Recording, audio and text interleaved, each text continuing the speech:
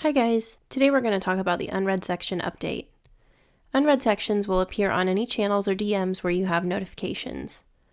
In today's update walkthrough, we're going to show you before and after. Here's the before.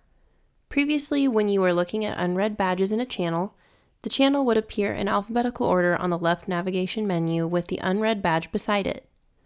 When clicked, you would see the most recent message and then backtrack to where your unread notifications start.